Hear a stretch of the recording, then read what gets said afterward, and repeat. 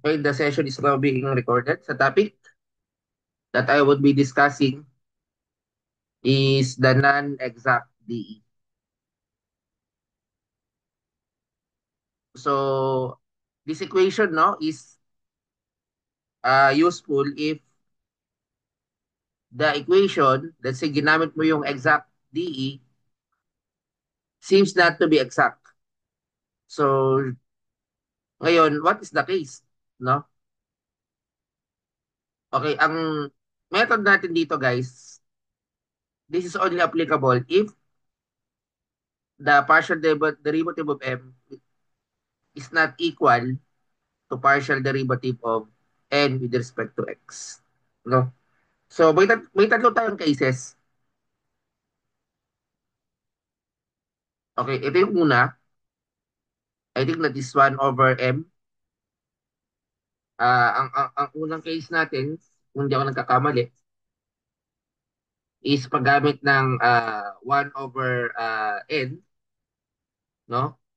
Uh, over the 1 over m or partial derivative of m with respect to y minus partial derivative of m with respect to x.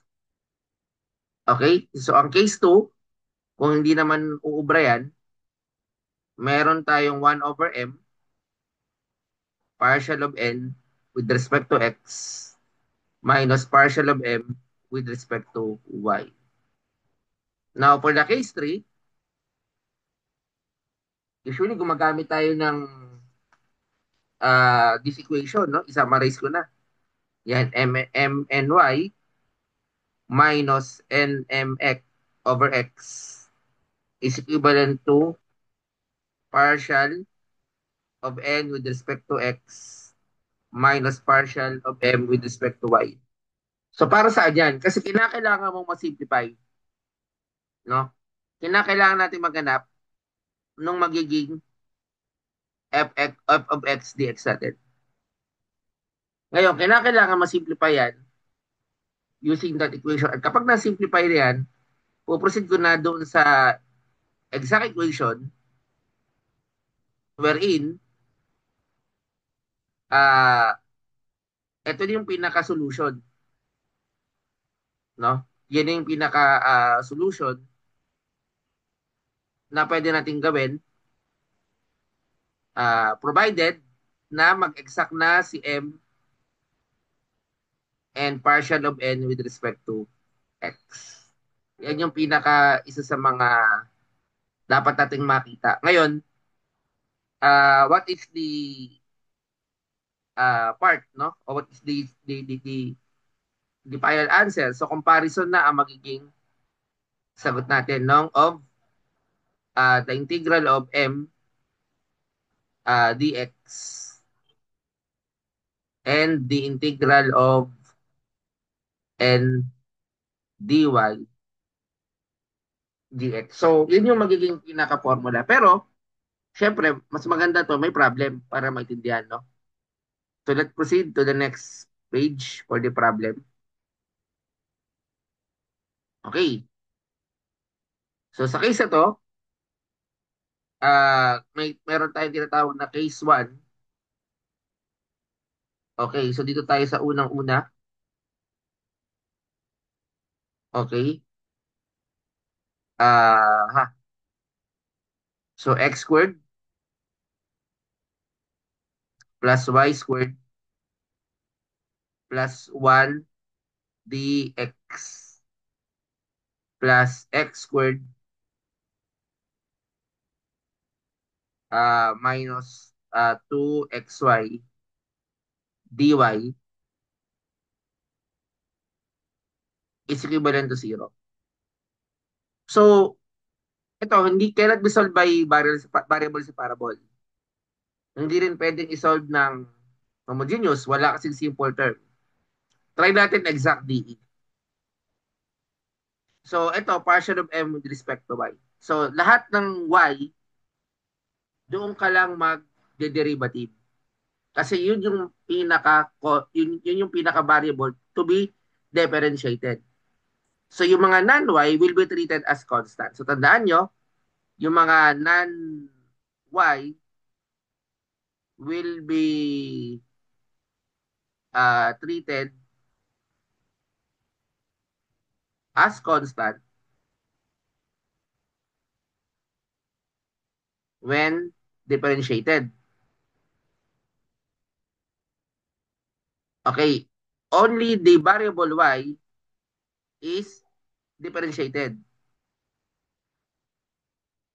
Variable y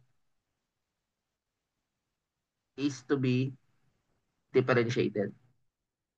So, yun yung tandaan nyo guys kapag tayo gumagamit ng exact differential equation. Now, dito, ang ating ano is 2y. Ito, 0 na to. Plus 2y, then plus 0. Okay? So, yan yung acting unang-unang partial of f with respect to y. How about this one? Partial of n with respect to x. So, ito guys, itong x squared magiging 2x. Sa x ka naman, baliktad, no? Ito naman, minus 2y. Now, the equation is non-exact. So, doon tayo magpo-proceed sa tatlong cases. Okay, case 1, that 1 over n, partial of m, with respect to y, minus partial of n, with respect to x. Okay, so paano yan, guys? So, paano yung gagawin natin para maintindihan natin yung partial derivative of m with respect to y? Okay, now, what is the value of m and n? Ito yung m, ito naman yung n. So therefore, i-apply natin yung n, x squared minus 2xy. Ito naman 2y minus 2x. Ito minus minus magiging plus 2y. So therefore, kapag simplify natin yan, ito yung magiging 4y minus 2x. Again, ito yung magiging f of x natin later. Tingnan natin kung masisimplify. Then x squared minus 2xy. Tingnan natin kung pa pwedeng ilabas ko yung negative 2 or 2 muna. Sige, 2 muna. Labas ko yung 2. 2y minus x. Ito, x ilalabas ko. X minus 2y. Ito guys, no, kung titignan mo, hindi siya pwede i-cancel kasi magkaiba yan. So, pwede ko ilabas yung negative 2. Ito magiging negative, magiging positive. That is the only time na pwede nating i-cancel. Kaya, yung integrating factor natin dito, ay ito na. So, therefore, that is e negative 2 over dx or negative 2 dx over x. Negative 2 2 dx over x. So, magiging e negative 2 ln of x is equivalent to e ln x raised to negative 2. No? So, therefore, ang magiging integrating factor natin is x raised to negative 2 or 1 over x squared. Okay? Pero hindi pa yan tapos, no? Kasi yung 1 over x squared na yan will be used to multiply yung original equation. So, if the original equation is this one, okay, if this is the original equation, so i-multiply natin yung 1 over x squared. Ganon din ang gagawin natin dito sa kabila. Minus 2xy, 1 over x squared. So, 0. Ito naman, magiging 1 na ito, plus y squared over x squared, plus 1 over x squared, okay, dx, plus 1 minus 2, ito magkakancel yung x, so 2y na lang over x squared, dy equivalent to 0. Saka tayo gagamit ng partial derivative of m. Para pag na-exact, saka tayo magpo-proceed to solution. Okay, y, wala namang zero, wala namang y dyan, so 0. Plus, ito guys, no, dahil meron kang partial derivative of m with respect to y, ang pinaka siguro pwede natin gawin, no, to differentiate this, no? So, ibababa ko yung 2y, tapos yung x squared, as is lang, no? So, parang as is lang natin, no? Okay, kasi ang didi-differentiate naman natin is partial derivative of m with respect to y, no? Or pwedeng itaas nyo, pwede rin naman. Okay, ito naman, wala naman to, so 0. Now, how about partial of n with respect to x? Okay, so ito, derivative of 1, 0. Itong negative 2y, itataas ko yung x raised to negative 2. Di ba? So, ngayon, to determine, no, yung ating magiging solution with this, no, is paano natin kumbaga sa kukunin, no? Ito magiging 1 over x na lang pala ito. Wait lang ha. I-erase ko lang itong, erase ko lang ito. That is x raised to negative 1. Okay. So ito ay, kasi pag tinaas, ito cancel ito eh. So 1 na lang to. Kaya negative 1, no? Okay, so ngayon, ito kapag inano mo ito, ibababa ko yung negative 1, negative 2, y, x raised to negative 1 minus 1. Kaya masasabi ko dito na ang partial of m with respect to y is 2y over x squared, while the partial of n with respect to x is also 2y, ibababa ko yung x squared. Therefore, this now exact. No? Pero di pa tapos yan kasi saka pala tayo magpuproceed doon sa solution. Okay, so next, add page. So now, since nag-exact na siya, kukunin ko yung original equation, ay yung bagong equation natin na minultiply natin, pwede na tayo mag-proceed doon sa solution. Tandaan niyo, ito yung pinaka-solution. Dalawa yan, no? So therefore, the integral of ang ating m na bago is something like related to 1, hindi ako nagkakamali, plus x raised to negative 2, y raised to 2. Diba? Plus x raised to negative 2, partial of x. So kapag kinuha natin to, this will become x. Ito, negative 2, kasi x tayo eh. So dito tayo mag-i-integrate. Then, kokopay mo lang y squared plus x raised to negative 2 plus 1, negative 2 plus 1 plus f of y. So therefore, ang ating magiging answer natin dito is similarly, kapag in-integrate mo siya, will be equivalent to x. Ito yung una, minus na to, no? Kasi minus to, y squared, ito ay negative 2 plus 1 is all over x. No? Ito rin magiging minus 1 over x plus f of y. Ito yung una. Then the pangalawa, integral of uh, ang n natin dito, by the way, is yung bago na, no? Yung 1 minus 2 x raised to negative 1 y. Ito na yung bago. So magiging f y na ito minus 2x negative 1 y 1 over 2 ay y squared kasi 1 plus 1 plus g of x. So therefore, ang ating magiging final answer dito is simply i-combine ko na, no, x minus y squared over x, no? Y squared over x minus 1 over x plus y.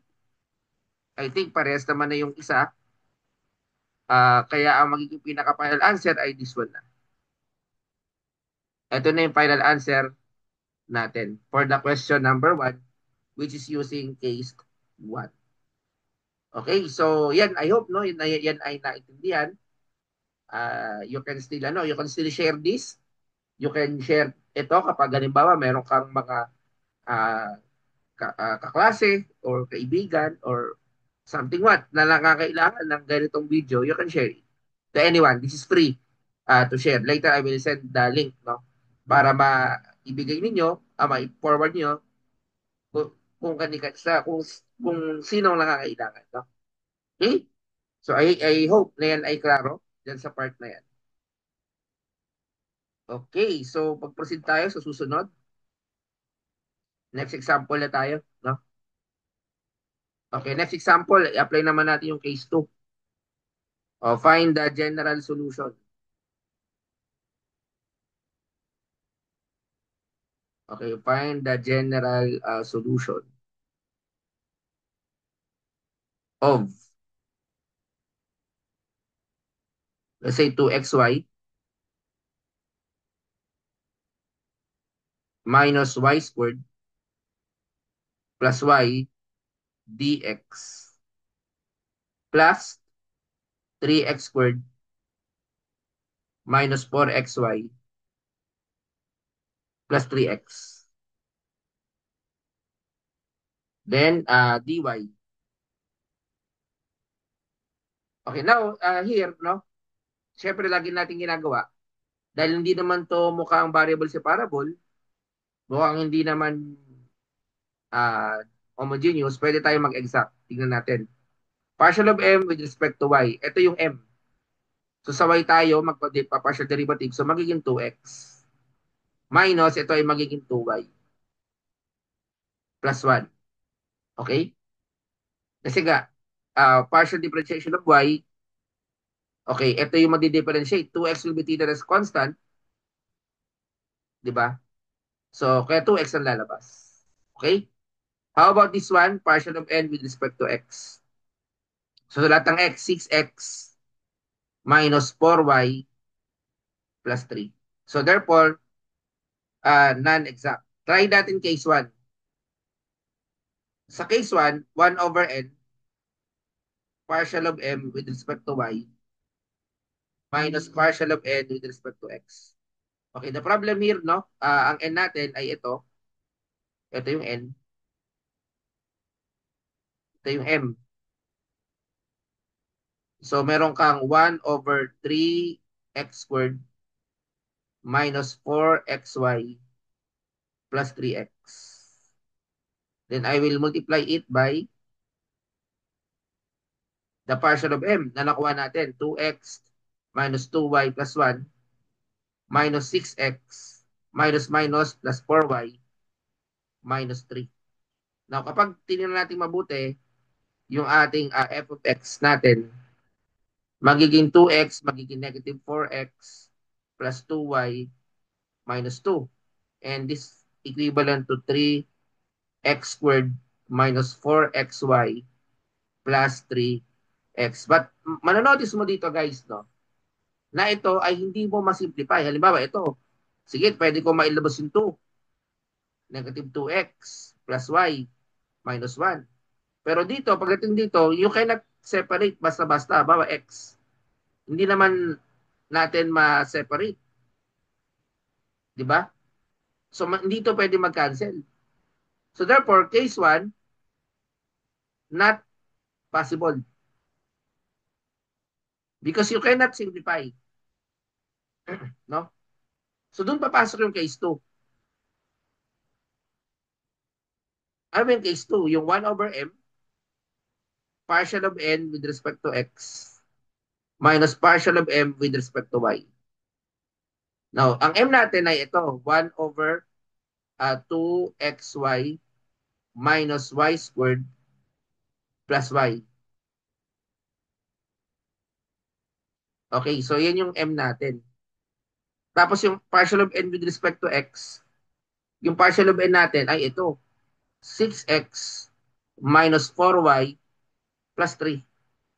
Ngayon, magma-minus ako dun sa m.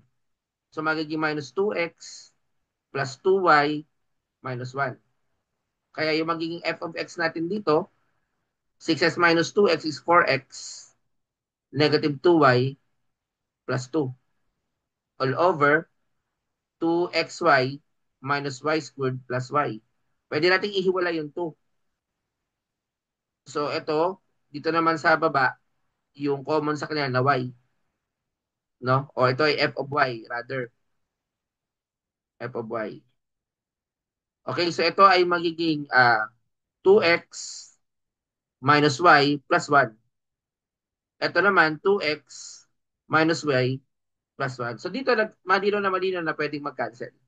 Kaya pwede mo lang gamitin yung integrating factor na f of y dy that is equivalent to 2 dy over y. Then that is equivalent to 2 ln of y. Or po pwede mong isimplify ln of y squared. Kaya yung ating phi is equivalent to y squared. Yan yung magiging multiplier natin doon sa original equation.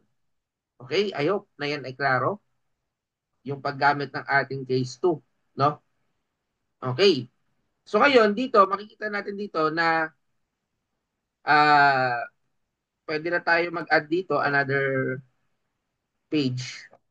So since na gano'n na siya, y by y, ito yung original question eh. Ang original question ay ito. Uh, 2xy minus y squared plus y dx plus 3x squared minus 4xy plus 3x dy equivalent to 0. Actually, saka ka mag-multiply dito ng y squared. Saka tayo mag magte-test for exactness. So ito magiging 2xy cube. Ito na yung bago.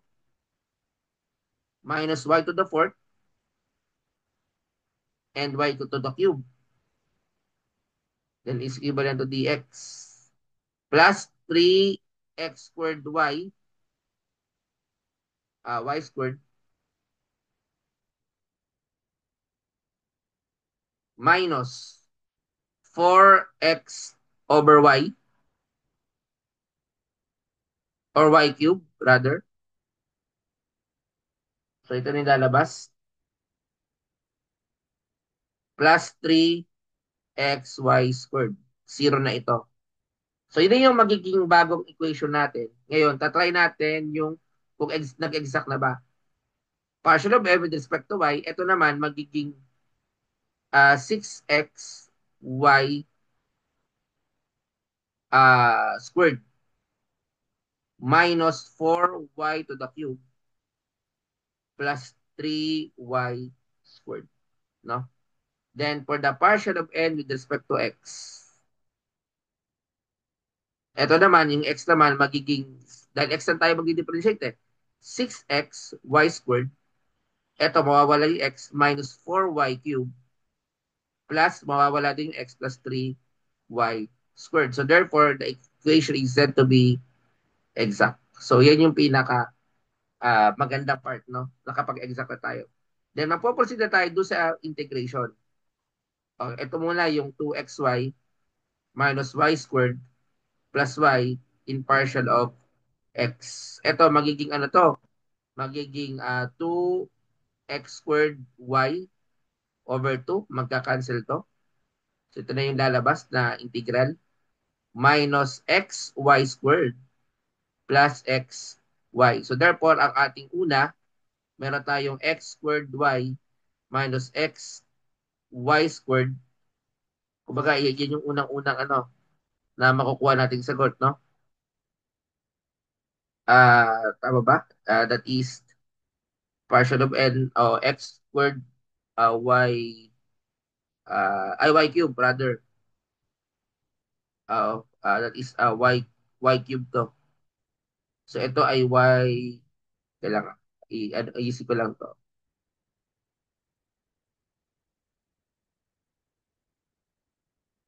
Okay, ayusin lang natin.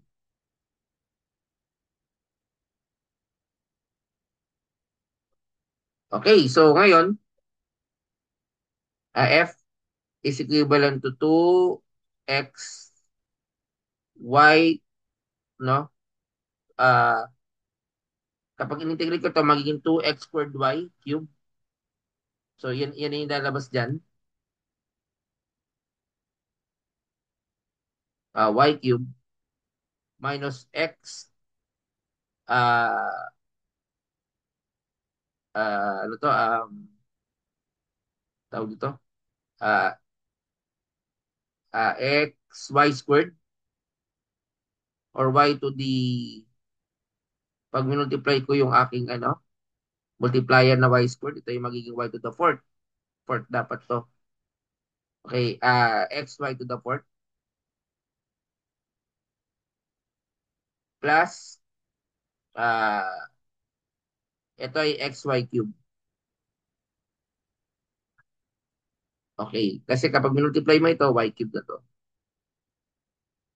Okay? So ngayon guys, no? So f is x squared y cube minus xy to the fourth plus xy cube. Ano nga? Yan. Xy cube plus f of x. Now, kapag in-integrate ko naman yung isa, yung bago na to, no? Yung kapag, ito na, kasi, i-multiplier ko eh. Magiging 3x squared y squared minus 4xy cube plus 3xy squared in partial of y. So ito na yung magiging multiplier natin. No? Then kapag minultiply na natin yan or integrate na natin, ito magiging 3x squared y cube over 3 kasi mag-integrate na to in terms of y. Minus 4xy to the fourth over 4. Then plus 3xy to the cube over 3 plus g x. So, comparison na lang tayo dito. Kapag magkaparehas na, no need to subtract or i-add. So, ang gagawin lang natin is we will be trying to copy yung equivalent value niya. No? So, comparison na lang. And ito naman ay x, y cube. So, ngayon dahil sa tingin dahil nakikita natin no, na parehas na parehas.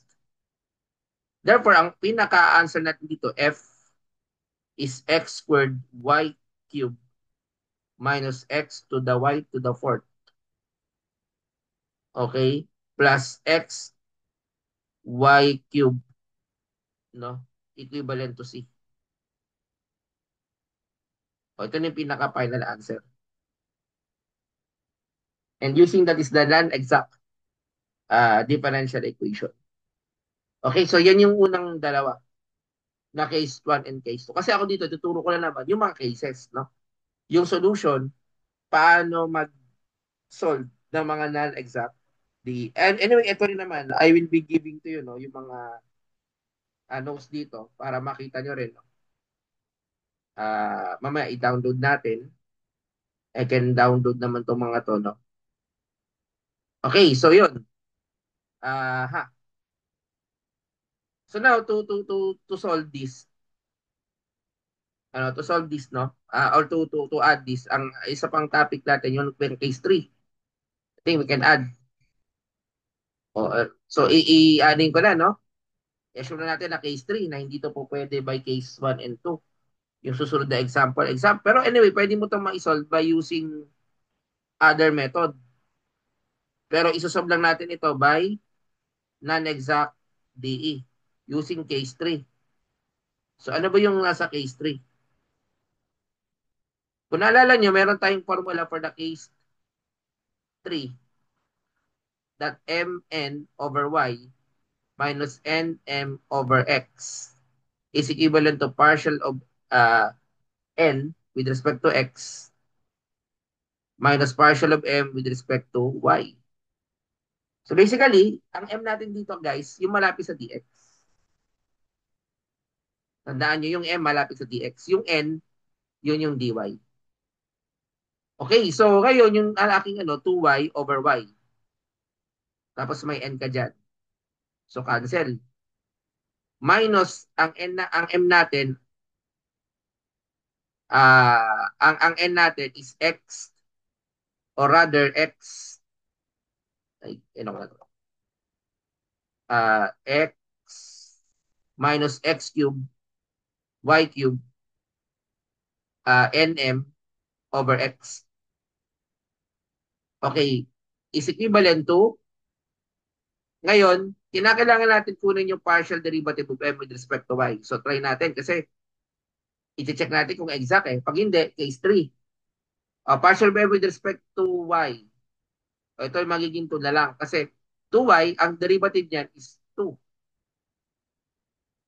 Okay, 2n with respect to x. So ito ay magiging 1 minus 3x squared y cubed. Okay, so ngayon isusubtract natin yung 1 minus 3x squared y cubed sa 2. Kaya ito, kapag simplify natin, magiging 2n minus 1 minus x squared y cubed m is equivalent to negative 1 minus 3x squared y cubed. Okay, so ano yung magiging solution natin dyan sa part na yan? No? Ngayon, kung titignan natin mabuti guys, no, if I will distribute pa ito, itong 2n, pag distribute to, magiging minus m to. Minus m, x squared, o plus na to, no? Kasi negative, na positive, no? Y cube. Equivalent to negative 1 minus 3x squared y cube. Ito, pwede nating ano eh, 2n minus, kumbaga sa ano, pwede kong ilabas yung ano, yung m, no? Yung m, pag ilabas natin yung m, pag ilabas natin yan, ito ay magiging, ah, kung di ako nagkakamali, that is 1 or something like uh, related to, ano yan eh, to x minus x cube y cube. Mm. So, inano ko muna, no? Okay. So, po pwede rin ganyan, no? Tapos, ah, ngayon, if check natin mabuti, or 1 pala to, sorry. 1, di ba? So, tapos, ito ay magiging positive. Positive to. X squared y cube, no? Ay, negative pa to, rather, sorry. Kasi negative, pagiging positive yung sagot. Okay, negative x squared y cube. Kaya magiging ano na to? 2n minus m plus,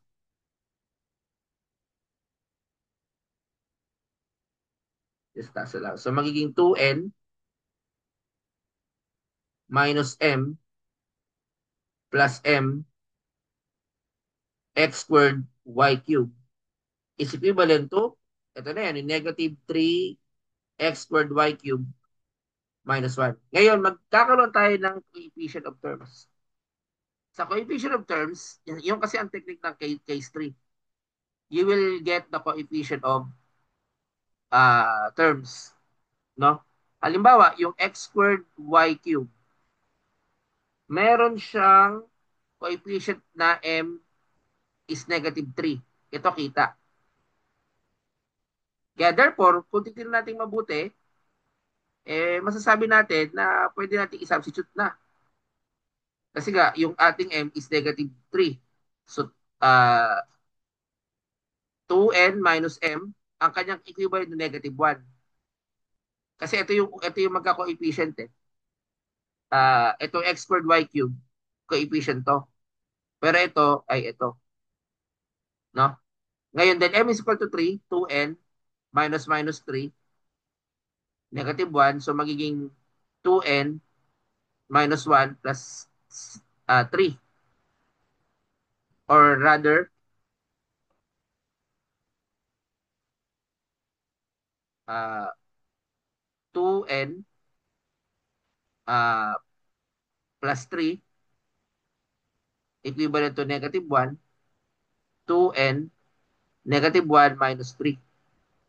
So therefore, ang ating magiging n dito, 2n negative 4 or n is negative 2. Now, to solve for the m, meron na tayong 3. Okay, now, ano, para saan ba yan? Kailangan kasi natin integrating factor. Ito ang integrating factor ng case 3. Tandaan nyo, for case 3 to, applicable. So therefore, ang gagawin lang natin is x raised to negative 3, y raised to negative 2. Ayan na yung magiging multiplier natin doon sa original equation. Okay? So I hope yan ay klaro. So pag-add tayo ng isa pa. So since ito na yung original muna, tapos i-multiply natin sa multiplier, ito yung original na tanong. Ito yung original na tanong, 2y dx plus x minus x cube y cube dy is equivalent to 0.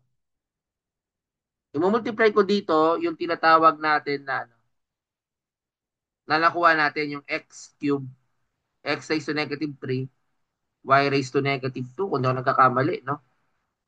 Yan kasi yung magiging multiplier natin. Pag multiply ko ito magiging 2y.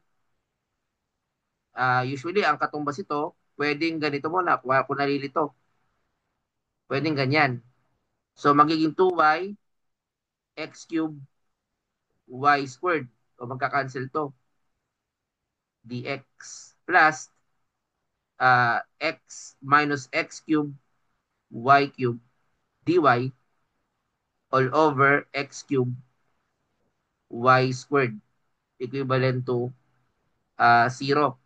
So therefore, ang lalabas dito is 2y over x cube y dx. Plus, ito, kung di ako nagkakamali, magiging kapag tinuloy-tuloy natin to, ang magiging multiplier nito is what? No? Okay, so let's try to magiging 1 over x squared y squared minus magka-cancel yung x cube dito, no? Minus y na lang dy. Ngayon, saka tayo mag-exact. Pwede mong itaas to kung naririto. Ito magka-cancel na kasi, no?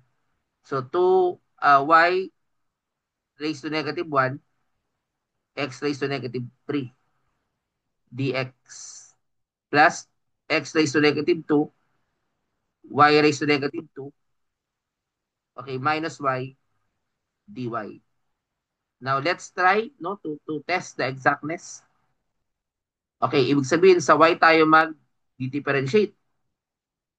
Yung x treated as a constant. So, magiging negative 2 y raised to negative 2. Kukumpare ko lang yung x raised to negative 3. So, I hope yan ay klaro.